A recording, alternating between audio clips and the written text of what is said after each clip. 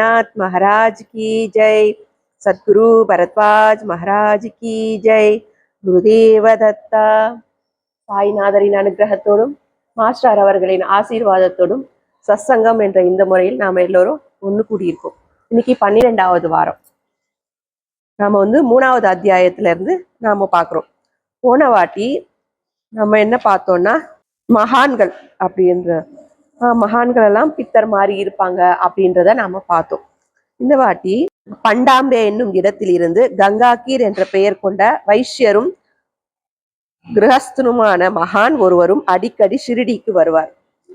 அதாவது வைஷ்யர், அவர் பிராமணர் வச்சுக்கோங்களேன், அவர் கிரகஸ்தர், ஆனா அவர் மகான், சரிங்களா? அவர் அடிக்கடிக்கு ஷிரடிக்கு வருவார். அப்படி ஒரு சமயம் அவர் ஷிரடிக்கு வரும் பொழுது பாபா மலர் தோட்டம் ஒண்ணு வளர்த்துக்கிட்டு இருந்தாருன்னு சொன்னேன் இல்லைங்களா? ரகதால இருந்து அந்த பூச்செடிக்கான விதைகள் எல்லாம் வாங்கிட்டு பூச்செடி எல்லாம் வளர்த்தாரு. அதான் லெண்டி பார்க் இப்ப நம்ம சொல்றோம். அதுக்கு மண் குடங்கள்ல தண்ணீர் எடுத்து, கிணத்துல இருந்து தண்ணி எடுத்துட்டு போறச்ச அவர் பாக்குறாரு. யாரு? அந்த மகான் கங்காக்கீர் அப்படின்ற மகான். அவர் கிரகஸ்தனா இருந்து தன்னுடைய எல்லா கடமைகளும் தான் செஞ்சு கொண்டு தன்னுடைய தான் மட்டும் உயரணும் அப்படின்னு நினைக்காம மற்றவங்களுக்கும் அது கொடுக்கணும். அதாவது தன்னுடைய தர்மம் என்னன்னா, நமக்கு தெரிஞ்சத அந்த தர்மத்தை எல்லார்கிட்டையும் பரப்பணும் என்றதுதான் அந்த மகானுடைய இது வழி இதுவா இருந்தது. அப்படிப்பட்டவர் பாபாவை பார்த்த உடனேயே ஒரு சாண குவியல் ஷிரடியில இருக்கு அப்படின்னு சொல்றார். அப்போ சாண குவியல் அப்படின்னும் போது, சாண குவியல் அப்படின்னா அது நாம என்ன சொல்லுவோம், நிறைய சாணம் குப்பை எல்லாம் போட்டு நிறைய சேர்த்து வைப்போம் இல்லைங்களா? அது பேர் தான் சாண குவியல். அந்த கிராமம் முழுவதும் அது பிரயோஜனப்படாது. அதாவது அந்த சாண குவியல் குப்பை தானே. அது மாதிரி ஷிரடி கிராமத்துல இருக்கிறவங்க ஞானமற்றவங்களா இருந்தாங்க. ஏன்னா இவர் ஞானி அப்படின்னு சொல்லிட்டு அவங்களுக்கு தெரியல. பாபா ஒரு மகான் அப்படின்றது அவங்களுக்கு தெரியல. அதனால அவர் அப்படி சொன்னார். ஒரு சாண இங்க ஒரு சாண குவியல்ல இருந்து ஒரு மாணிக்கம் வந்திருக்கு அப்படின்னு சொன்னார். அந்த ஷிரடி கிராமத்துல ஒரு மாணிக்கம் வந்திருக்கு. அத யாரும் கிரகிக்கல, உணரல. அவர் பெரிய மகான் அப்படின்றத அங்க இருக்கிறவங்க யாருமே உணரல.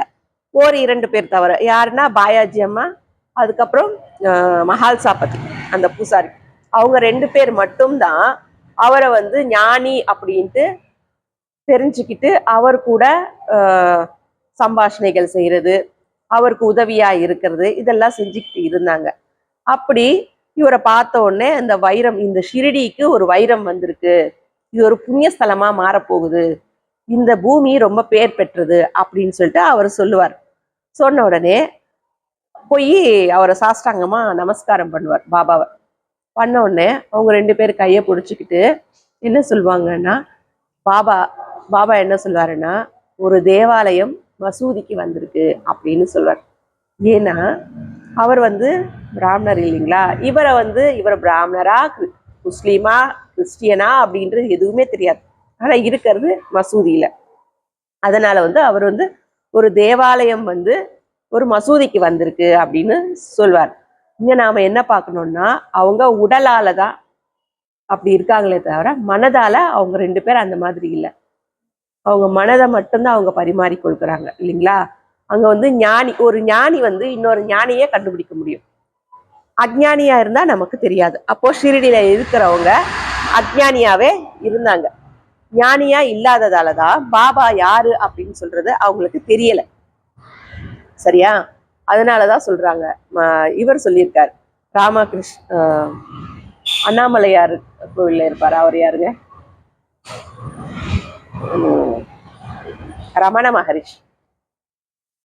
ரமண மகரிஷி சொல்லியிருக்காரு, ஒரு ஞானி இன்னொரு ஞானியை தெரிஞ்சுக்குவாரு, அவருக்கு மட்டும்தான் அது தெரியும், மற்றவங்க எல்லாம் தெரிஞ்சுக்க முடியாது.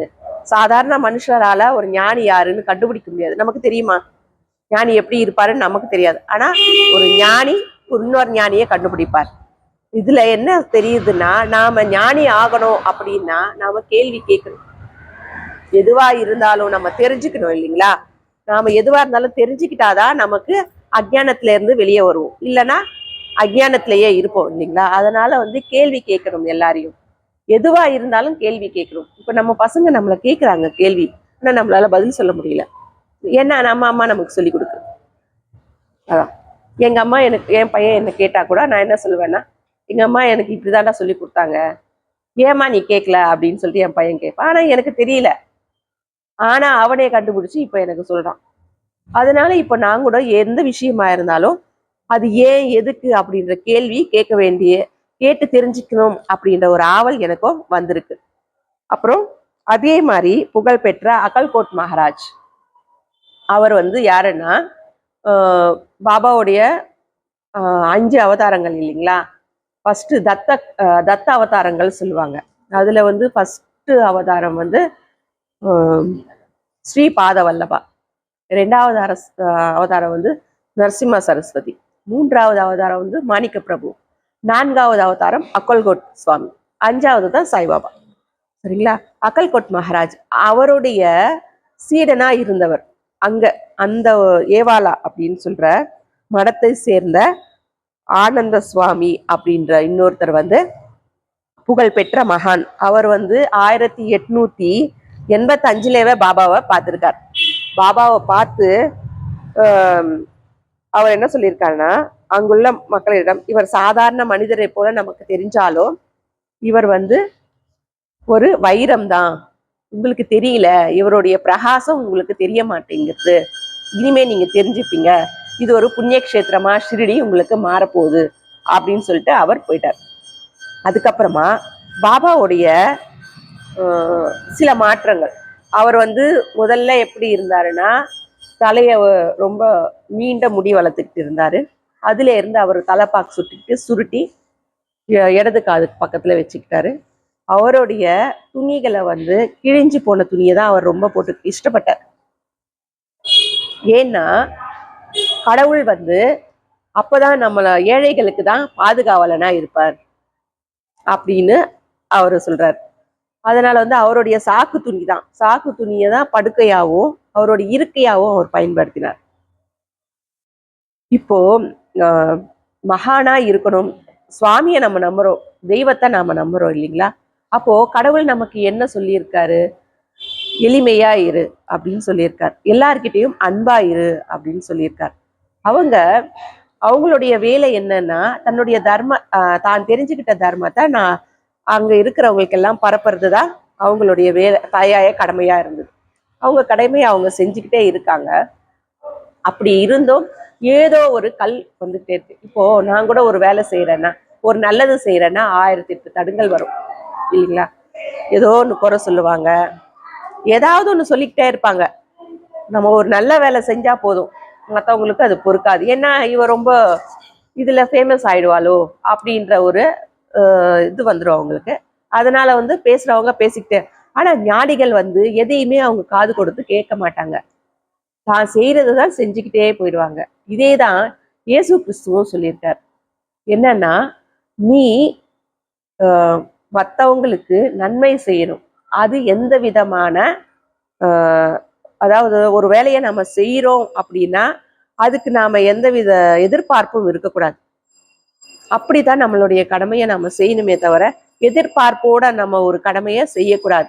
அப்படி நீ எதிர்பார்ப்போட அந்த கடமையை நீ செய்யும் பொழுது, நீ இறைவனோட நாமத்தை தினிக்கும் நீ ஜபிச்சாலும் என்கிட்ட வரும்போது நீ யாருன்னு தான் நான் கேட்பேன் அப்படின்னு இயேசு கிறிஸ்துவே சொல்லியிருக்கார். என்ன நடக்குது இப்ப இயேசு கிறிஸ்துக்குல, அவங்க மதத்துல சேர்த்துக்கணும் அப்படின்றதுக்காக நிறைய காசு கொடுத்து 5 ஸ்டார் ஹோட்டல்ல உட்கார வச்சு இதுதான் அவங்க பண்ணிட்டு இருக்காங்க. இதுல என்ன பிரயோஜனம் இருக்கு? ஒன்றும் இல்லை இல்லைங்களா. அவங்க வந்து நம்மளுடைய மதத்தை பரப்பணும் அப்படின்றது தான் அவங்களோட குறிக்கோளா இருக்கே தவிர நன்மையை எல்லாருக்கும் சொல்லணும் அப்படின்ற எண்ணம் அவங்களுக்கு இல்லை. அதனால இயேசு கிறிஸ்துவே அப்படிதான் சொல்லியிருக்கார். நீ பலனை எதிர்பார்க்காமல் செய்யும் பொழுதுதான் நீ என்னை வந்து அடையிற. பலனை எதிர்பார்த்து நீ செய்யும் பொழுது நீ இறைவனுடைய நாமத்தை, அதாவது ஒருத்தர் சொல்லுவாங்க இல்லையா, எப்ப பார்த்தாலும் ஹரே ராம் ஹரே ராம் ஹரே ராம் சொல்லிக்கிட்டே இருப்பாங்க, ஆனா செய்யறதெல்லாம் ஃப்ராடுத்தனமா இருக்கும். அப்படி செய்யும்போது நீ ஹரே ராம் சொன்னாலும் வேஸ்ட், அது உங்களுக்கு பயன் அளிக்காது இல்லைங்களா, அதுதான் இங்க சொல்றது. அதுக்கப்புறமா வந்து நாத உபாசனை அப்படின்னு சொல்றாங்க. பாபா வந்து மற்போர்ல விருப்பம் கொண்டவர் அப்படின்னு போன வாட்டி பார்த்தோம் இல்லையா, மல்யுத்தத்துல விருப்பம் கொண்டவர் அப்படின்னு. அதே மாதிரி அவரு பாடல்கள்லையும் அவர் நடனம் ஆடுறதுலையும் அவருக்கு ரொம்ப விருப்பம் இருந்தது. ஏன் அப்படின்னா மயிலாப்பூர் கோயிலுக்கு போனோம்னா உங்களுக்கு நல்லா தெரியும், சுத்தி வந்து அவரு எங்க ஏஜ்ல, அதாவது இது எங்க ஏஜ்ல தான் நடந்தது. அவர் வந்த ஷிரடிக்கு வந்த கொஞ்ச நாள்ல தான் இதெல்லாம் நடந்தது. நடனம் டான்ஸ் ஆடுற மாதிரியும் பாட்டு பாடுற மாதிரியும் நிறைய ஓவியங்கள் அங்க இருக்கும். நீங்க இதுக்கு மயிலாப்பூர் போனீங்கன்னா நீங்க பாருங்க, சுத்தி அதைதான் போட்டு வச்சிருப்பாங்க. பசங்களோட விளையாடுறது இதுதான் இருக்கும் ரொம்ப. அப்படி அவர் வந்து அந்த பாட்டுலையும் அந்த நடனம் ஆடுதலையும் ரொம்ப வந்து ஈடுபாடோட இருந்தார். ஏன் அப்படின்னா, அதாவது அவர் எங்க போய் நடனம் ஆடினார் அப்படின்னா, முஸ்லீம்கள் இருப்பாங்க இல்லையா, அதை வந்து என்ன சொல்லுவாங்கன்னா தாகியாவுக்கு, அதாவது ராத்திரியில தாகியா அப்படின்ற ஒரு இடம் இருக்கு, அங்க வந்து முஸ்லிம்ஸ்கள் தான் இருப்பாங்க, தங்கி இருப்பாங்க. அந்த இடத்துக்கு போய் காலில் சலங்கை கட்டிக்கிட்டு அவரு பாட்டு பாடிட்டும் டான்ஸ் ஆடுவாராம். மெய் மறந்து அவர் நடனம் ஆடுவாராம். ஏன் பாட்டு பாடுறாரு அப்படின்னு சொன்னா, இறைவனுடைய நாமத்தை நாம பாடும்பொழுது நம்மளையே மறந்து அவரை நாம ஜெபிக்கிறோம் இல்லைங்களா. இப்போ இங்க கூட பஜனை செய்யறோம் இல்லைங்களா, பஜனை செய்யும் பொழுது அந்த 2 நிமிஷம் நம்ம கடவுள் யோசிக்கிறோமா, அந்த 2 நிமிஷம் போதும். கடவுள் வந்து உன்னை காலையிலேருந்து சாயந்தரம் வரைக்கும் என்ன நினைச்சுக்கிட்டே இரு அப்படின்னு சொல்லல. நீ 2 நிமிஷம் நினைச்சாலும் எந்த ஒரு இடையூறு இல்லாம கான்சன்ட்ரேஷன் ஃபுல்லா என் மேல 2 நிமிஷம் வச்சா கூட எனக்கு அது போதும் அப்படின்னு அவர் சொல்றார். அதனாலதான் அவர் வந்து அது பாடும் அந்த பாட்டு வந்து பிரெஸ்லினா அப்படி இல்லைன்னா ஐரோப்பிய மொழியா இருக்குமா அந்த பாட்டு. அதுக்கப்புறமா வந்து கபீரின் புகழ்பெற்ற பாடல்களை அவர் பாடுவாராம். அதுக்கப்புறம் 1890 வந்து இது தொடர்ந்து நீடிச்சுக்கிட்டே இருந்தது. அதுக்கப்புறமா வந்து போதும் அப்படின்ட்டு அவர் அதை நிறுத்திட்டு, ஆனா அப்படி பாடுறவங்களையும் நடனம் ஆடுபவர்களையும் அவர் வந்து என்கரேஜ் பண்ணார்.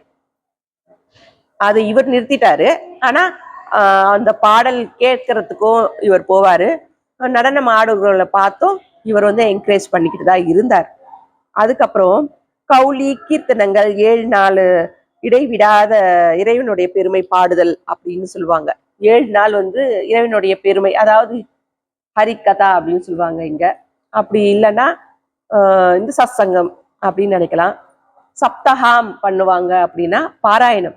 பாபா வந்து பாராயணத்துக்கு முதல் இடம் கொடுத்திருக்காரு.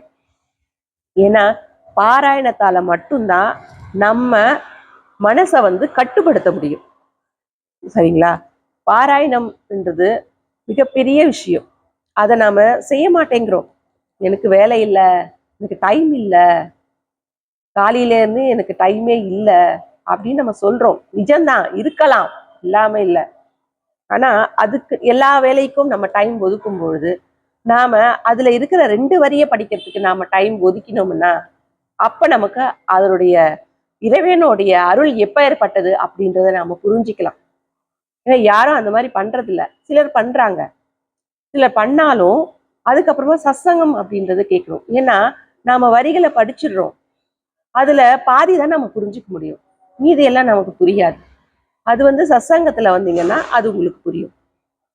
அவரு ஃபர்ஸ்ட் வந்து நவவித பக்திகள்ல கீர்த்தனா இருக்கு, அதுக்கப்புறம் அர்ச்சனா, ஸ்மரணா, இந்த 3 இருக்கு நவவித பக்திகள்ல. இதுக்கு பாபா வந்து அதுக்குதான் அவர் வந்து ஸ்மரணா கீர்த்தனா அர்ச்சனா அப்படின்றது அவர் சொல்லியிருக்கார். இது விஷயமா அர்ச்சனா அப்படின்னு சொல்ற போது பாபாவுடைய நாமங்களை சொல்றது, பூஜை பண்றது. கீர்த்தனா அப்படின்னு சொல்றது வந்து அவரை பத்தி பாடுறது. அப்புறம் ஸ்மரணா, அவர் நாமத்தையே நம்ம ஜபிக்கிறது. இதுதான் ஃபர்ஸ்ட் நவவித பக்திகள்ல வந்து ஃபர்ஸ்ட் என்ன வரும்னா ஸ்ரவணம். ஸ்ரவணம் தான் முதல்ல இம்பார்ட்டன்ட். ஏன்னா கேட்டாதான் நம்ம எல்லாத்தையுமே புரிஞ்சுக்க முடியும் இல்லைங்களா, கேட்காம எதுவுமே பண்ண முடியாது. அதுக்குதான் ஸ்ரவணம்.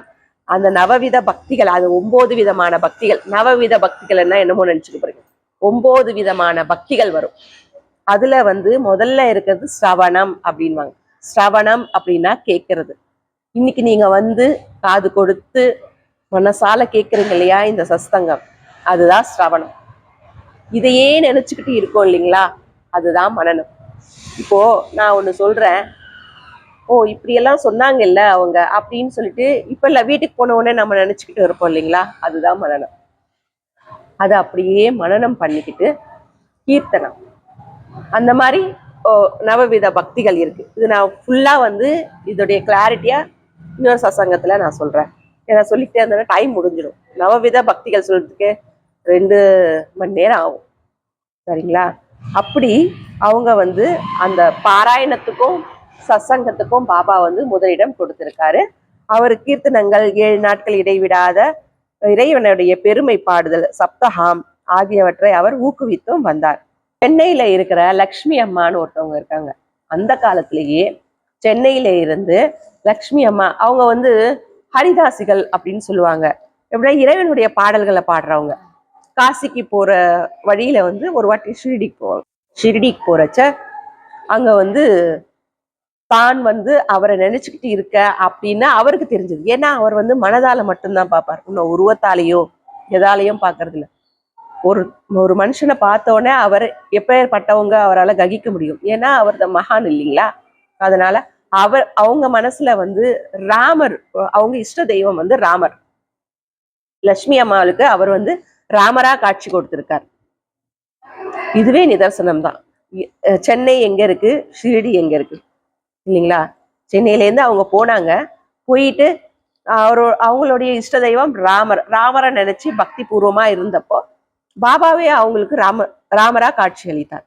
இதுல நமக்கு என்ன தெரியுதுன்னா, மகான்கள் வந்து எப்போதுமே தன்னுடைய மனதளவுல நாம என்ன நினைக்கிறோம் அப்படி இருந்ததை இங்க பார்க்கணும். அவங்க அதுதான் பாக்குறாங்களே தவிர வெளிப்படையான சடங்குகள் எல்லாம் அவங்க ஏத்துக்கிறது இல்லை. ஏன்னா பணக்காரன் ஏழை அப்படின்றதெல்லாம் வெளிப்படையான சடங்குகள் இல்லைங்களா. ஏன்னா பணக்காரரா வந்தா முன்னாடி உக்காரலாம், ஏழையா இருந்தா பின்னாடிதான் உக்காரணும் அப்படின்னு அவர் ஒரு நாளும் நினைச்சதில்லை. யாரா இருந்தாலும் அப்படிதான். இதே மாதிரி ஒருத்தர் வந்து வருவார், ஒரு பக்தன். அவர் வந்து ஒரு தூண் இருக்கும், அங்கதான் எப்பயுமே உட்காருவார். அவர் ஷிரடிக்கு வரப்போ அங்கதான் உட்காருவார். ஒரு வாட்டி அந்த இடத்துல ஒரு அம்மா உட்காந்துட்டு இருப்பாங்க. அவங்க நேரா வந்து இவர் கோவம் வந்துடும், என்னோட இடம் எழுந்துரு அப்படின்வார். அந்த மாதிரி எழுந்துருவாங்க. இவர் போய் உக்காந்துட்ட உடனே இவருக்கு கோவம் வந்துடும், பாபாவுக்கு. எழுந்து வெளியே போ அப்படின்னு சொல்லிடுவார். ஒரே கத்தி ஆக்ரோஷமா ஆயிடுவாரு. எல்லாருமே வெளியே போயிடுவாங்க. கொஞ்ச நேரம் கழிச்சு மறுபடியும் எல்லாரும் ஒன்னொன்னா வருவாங்க. மறுபடியும் அவர் வந்து அதே இடத்துலதான் உட்காந்துருப்பார். அப்பயும் கத்துவார். அப்பதான் அவர் புரிஞ்சுப்பார், ஏன் நம்ம பாபா இப்படி துரத்துறாரு அப்படின்னும் போது, இது எந்த இடம் நமக்கு சொந்தம்? எல்லா இடத்துலயுமே இறைவன் இருக்கான். இந்த இடம் எனக்கு சொந்தம் அப்படின்னு நீ எப்படி கொண்டாட முடியும்? அதுதான் அங்க பாபா வந்து அவருக்கு சொல்றாரு. எங்க உக்காந்தாலும் அது சசங்கம் கேட்கிறோம், எங்க உக்காந்து கேட்டா என்ன, அதேதான் நம்ம கேட்க போகுது. அங்கேயே உட்காந்து கேட்டாதான் நமக்கு கேட்குமா? இறைவன் எல்லா இடத்துலயும் இருக்கார் அப்படின்றத நம்ம உணரணும். யாருக்கும் எந்த இடமும் சொந்தம் இல்லை அப்படின்றத நம்ம புரிஞ்சுக்கணும் அப்படின்னு அவர் சொல்றார். அதுக்கப்புறம் எண்ணெய் இல்லையா, உள்ளூர் கோவில், அதாவது உள்ளூர் கோவில்களிலும் மசூதிகளிலும் எண்ணெய் வச்சு, அதாவது பாபா வந்து எண்ணெய் விளக்குகள் எரிய வைக்கிறதுல ரொம்ப ஆர்வம் உள்ளவர். சாயந்தரம் ஆனா கோவில்கள்லயோ அவருடைய மசூதிலையோ விளக்குகள் வைக்கிறது அவருக்கு ஒரு ரொம்ப பிடிச்ச விஷயம். அப்படி இருக்கிறச்ச எண்ணெய் வியாபாரி கிட்ட பிச்சையா எண்ணெய் வாங்கிட்டு வர்றவர். எப்பயுமே அவர் பிச்சை எடுத்து தானே, அவர்கிட்ட காசு இங்க இருக்கும், பிச்சையா தான் வாங்கிட்டு வர்றார். அப்படி ஒவ்வொரு எண்ணெய் கடைக்காரர்கிட்டையும் போய் கேட்கும்போது அவங்க எல்லாம் ஒரு நாள் கூடி, இவருக்கு நாம ஏன் எண்ணெய் தரணும், இவரே ஒரு பக்கீரு, நாம எண்ணெய் கொடுத்தா இவர் வந்து மசூதி ஃபுல்லா ஏத்துவாரா, நாம இந்த வாட்டி எண்ணெய் கொடுக்க கூடாது அப்படின்னு சொல்லிட்டு அவங்களெல்லாம் ஒரு தீர்மானம் பண்ணிக்கிறாங்க. அப்புறம் பாபா வந்து எண்ணெய் கேட்கறதுக்கு ஒரு கடையா போறாரு. போன உடனே இல்ல எண்ணெய் இல்ல, உங்களுக்கு கொடுக்க முடியாது அப்படின்னு சொல்லிடுறாங்க. ஆனா அவர் வந்து எந்தவித ரியாக்ஷனுமே அவருக்கு இல்லை. அவர் பாட்டுக்கு அமைதியா வந்துட்டாரு. ஆனா விளக்கு ஏத்தணும். என்ன பண்ணாருன்னா, இந்த தகர டப்பால தண்ணிய ஊத்தி நல்லா கழுவி கீழே ஊத்திட்டு மறுபடியும் தண்ணியை ஊத்தி அவர் வாயில ஊத்திட்டு மறுபடியும் ஊத்தி ஃபுல்லா எல்லாத்துலயுமே ஊத்திட்டு திரிய போட்டு எரிய வச்சுட்டு இருக்கார். இது எல்லாம் இவர் எண்ணெய் இல்லைல்ல, இவர் எப்படி அதை எரிய வைப்பாரு அப்படின்னு சொல்லிட்டு இவங்க இப்படிதான் இவர் எரிய வைக்க போறாரு அப்படின்றத நம்ம பார்க்கலாம் அப்படின்றதுக்காக எல்லாருமே பின்னாடி இருந்து பார்த்துக்கிட்டே இருப்பாங்க. அப்போ இவர் எல்லா தீபங்களும் அப்படியே பளிச்சுன்னு எரிஞ்சுக்கிட்டே இருக்கும்.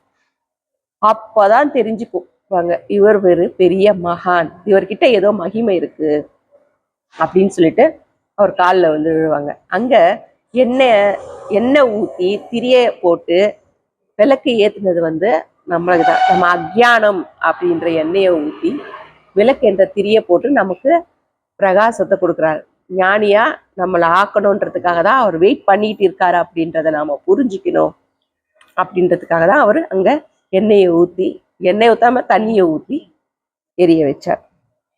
அதுக்கப்புறம் பாபா நிகழ்த்திய இந்த அதிசய செயலை பற்றி செய்தி கிராமம் முழுவதும் சுற்றுப்புறங்களிலும் மின்னல் என பரவ பாபா தமது பக்தர் மேல் கருணை பொழிய போகிறார் என்று பறைய அறிவிப்பது போல் அவரது புகழ் இடி முழக்கம் இட்டது. அதான் அதுக்கப்புறமா தான் இவர் ஏதாவது எக்ஸ்பெரிமெண்ட் பண்ணாதானே நம்மெல்லாம் நம்புவோம் இல்லைங்களா?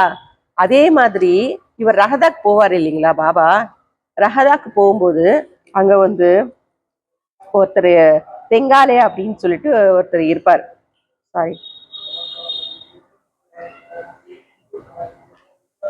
அவர் வந்து ஒரு வாட்டி அவருடைய பையனுக்கு வந்து குழந்தை இல்லாததப்போ இவருடைய கருணையினால அவங்களுக்கு ஒரு குழந்தை பிறக்கும். அப்பத்துல இருந்து அங்க இருக்கிறவங்கெல்லாம், ரஹதால இருக்கிறவங்கெல்லாம் இவரை ஒரு மகான்னு நம்பி இவர் வர்றப்பையும் போறப்பையும் ஒரு கூட்டமா வருவாங்க. அந்த எல்லை முடிகிற வரைக்கும் வந்துட்டு அதுக்கப்புறமா போவாங்க. அப்படி அதாவது ஏதாவது அதிசயம் செஞ்சாதான் நாம நம்புறோம், அதிசயம் செய்யலைன்னா நாம நம்புறது இல்லை. அதுக்காக அதிசயம், ஏன்னா பாபா எதுக்கு சின்ன சின்ன அதிசயங்கள் செய்யறாங்க அப்படின்னா அவங்கள தன் பக்கம் இழுத்து அவங்கள நல்வழிப்படுத்தணும் அப்படின்றதுக்காக தான். இப்போ நான் ஒரு நான் எங்க வீட்டுக்கு நீங்க வரீங்கன்னா நான் நல்லா உபசரிச்சா நீங்க வருவீங்க, இல்லைன்னா நான் வரமாட்டீங்க. நான் மூஞ்ச உம்மன்னு வச்சுட்டா நீங்க எப்படி எங்க வீட்டுக்கு வருவீங்க? வரமாட்டீங்க இல்லையா? அது மாதிரிதான் பாபா தன்கிட்ட வந்து ஞானத்தை பெறணும் அப்படின்றதுக்காக தான் அவர் அந்த மாதிரி சின்ன சின்ன விஷயங்கள்ல அவர் செஞ்சார். மற்றபடி வேற பெரிய மேஜிக் எல்லாம் அவர் ஒன்றும் பண்ணலை. மோஸ்ட்லி அவர் மேஜிக் எதுவுமே பண்ணதில்லை. எல்லாம் நான் செஞ்சதில்லை, கடவுள் செஞ்சதுதான் அப்படின்னு தான் சொல்லுவாரே தவிர இதை நான் செஞ்சேன் அப்படின்னு சொல்லிட்டு ஒரு நாளும் அவர் சொன்னது இல்லை. நீங்க தர்மத்தை கடைப்பிடிங்க, என்ன சொல்வாரு, அல்லா அச்சா கரேகா அப்படின்னு சொல்லுவாரு, ராமரோட நல்வழிப்படுத்துவார் அப்படின்னு சொல்லுவார். அப்போ ராமரோடைய தர்மத்தை நாம செஞ்சோம்னா நமக்கு அவர் அருள் புரிவார் அப்படிங்கிறது தான் அங்க. ராமர் தர்மம் நமக்கு தெரிஞ்சது தானே. அதே மாதிரி அல்லாஹ் என்ன சொன்னாரு, எல்லாரையும் அதாவது எல்லாரையும் தர்ம மார்க்கத்துல நடக்கணும். குரான்லயும் அதுதான் சொல்லியிருக்கு, பைபிள்லயும் அதுதான் சொல்லியிருக்கு, பகவத்கீதையிலும் அதுதான் சொல்லியிருக்கு. ஆனா அதோடைய பேர்கள் மாறி இருக்கலாமே தவிர எல்லா கருத்தும் ஒண்ணுதான். அதுக்குதான் பாபா வந்தது, இந்து முஸ்லீம் பாய் பாயா இருக்கணும் அப்படின்றதுக்காக தான் அந்த காலத்துல அவர் வந்தது. சரிங்களா? அப்புறம் பாபா வாழ்ந்த வகை பாபா வசிக்க தொடங்கிய பின் மசூதி எப்படி தோற்றமளித்தது என்று சுவையான விஷயத்தை காண்போம். பாந்திராவை சேர்ந்த பாபாவின் பக்தரும் பாபா மசூதியில் வசிப்பதை நேரிலேயே பார்த்தவரும் ஆன ஆர்யே தர்காட் என்பவர் அதை பற்றி விளக்கமாக கூறுகிறார். பாபா வழக்கமாக உட்காரும் இடம் வெளி தோற்றத்துக்கு இடிந்து விழுந்து போன கட்டிடமாகவே தோன்றும். அந்த நீண்ட செவ்வக வட்ட வடிவமான அறையில் பாபா வடகிழக்கு மூலையில் அமர்வார். அவருக்கு எதிர்முனையில் புனித நெருப்பு குண்டம் இரவும் பகலுமாக எரிந்தவாறு இருக்கும். நெருப்பு குண்டத்தை அடுத்து மண்பானையில் பாபாவுக்கு குடிப்பதற்காகவும் நீராடுவதற்காகவும் நீர் நிரப்பி வைத்திருப்பார்கள். சுவரில் இருக்கும் மாடத்தில் புகைப்பிடிக்கும் குழாய் பல வைக்கப்பட்டிருக்கும். அந்த துவாரகாமாய் எப்படி காட்சி அளிக்கும் அப்படின்னா அது சின்னதாக தாங்க இருக்கும். இதுல கொஞ்சம் தான் இருக்கும். துவாரகாமாயின்றது பெரிய மசூதி எல்லாம் இல்லை, சின்ன செவ்வக வட்டமா தான் இருக்கும். அதுல துணி இருக்கும், மாடம் இருக்கும்.